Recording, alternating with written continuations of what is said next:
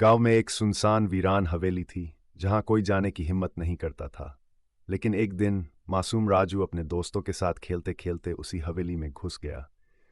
वहां एक पुराना तांबे का संदूक रखा था। जैसे ही राजू ने उसे छुआ, एक स्याह धुआं निकला और उसके शरीर में समा गया।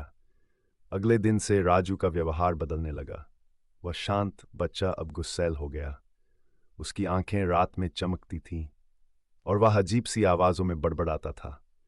माँ शांति देवी डर गई। कोई डॉक्टर काम नहीं आया। गांव के बड़े बुजुर्गों ने सलाह दी, उसे चर्च ले जाओ, फादर जॉन के पास, वही कुछ कर सकते हैं।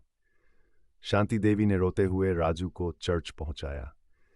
फादर जॉन ने राजू को देखा और समझ गए यह कोई साधारण बीमारी नहीं है। उन्होंने बाइबल उठाई, मोमबत्तियां जलाईं और प्रार्थना शुरू की।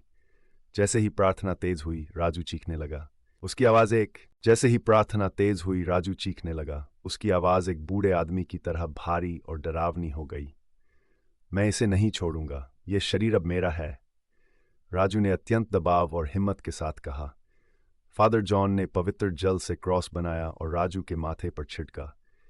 राजू की चीखें और तेज हो गई, उसकी आंखें पलट गई और शरीर जमीन से ऊपर उठने लगा।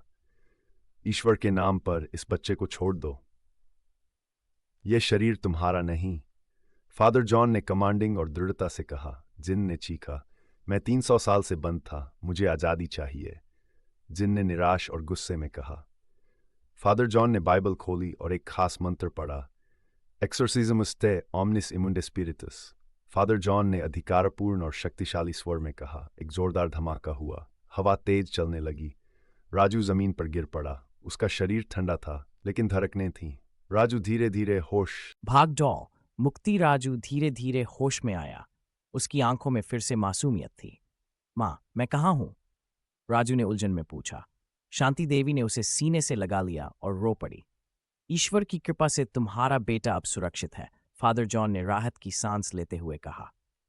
सीख, अंधेरे से खेलने का अंजाम हमेशा भयावह होता है, लेकिन जब आस्था सच्ची हो तो सबसे बड़ा अंधकार भी हार मान लेता है।